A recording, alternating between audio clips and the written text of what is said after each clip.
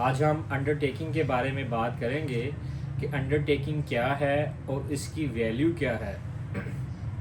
Undertaking ایک self declaration ہے، statement ہے، پرومس ہے اور ایک اوبلیگیشن ہے۔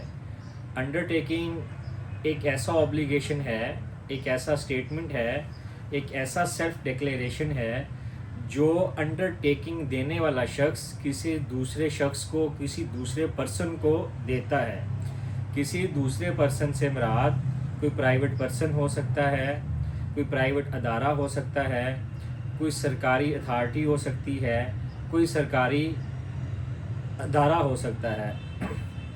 جو پرسن انڈرٹیکنگ دے رہا ہے، جب وہ اپنی اسٹیٹمنٹ آف انڈرٹیکنگ دے رہا ہوگا ریٹن فارم میں، تو جو انڈرٹیکنگ دینے والا پرسن ہے وہ دوسرے پرسن کو کنفرم کرے گا، اشور کرے گا کہ جو وہ انڈرٹیکنگ یعنی اسٹیٹمنٹ دے رہا ہے، اس اسٹیٹمنٹ کے اندر وہ بتائے گا کہ وہ سرٹن ٹائپس آف ایکٹس جو ہیں ان کو پرفارم کرے گا، اور اس طرح کے سرٹن ٹائپس آف ایکٹس جو ہیں، اسپیسیفک ٹائپس آف ایکٹس جو ہیں، ان کو وہ پرفارم نہیں کرے گا، یعنی ان کو پرفارم کرنے سے ریسٹرین رہے گا۔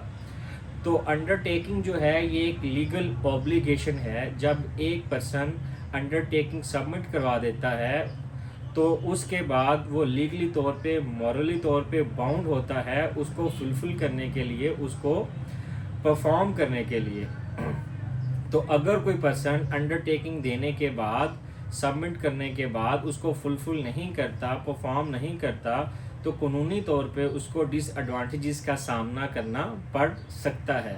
ہم اپنی روزمرہ زندگی میں آبزرو کر رہے ہوتے ہیں کہ کسی نہ کسی شخص کو کسی نہ کسی مقام کے اوپر انڈرٹیکنگ جمع کروانے کی ضرورت پڑتی ہے۔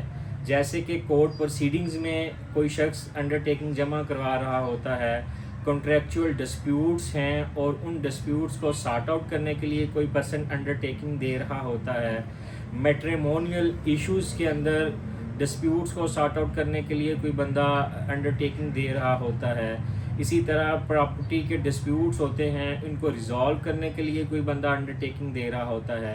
کوئی پرسن پرائیویٹ اتھارٹی کے سامنے، بینکس کے سامنے، بینک گارنٹی کی صورت میں سرکاری اداروں کے سامنے انڈرٹیکنگ دے رہا ہوتا ہے۔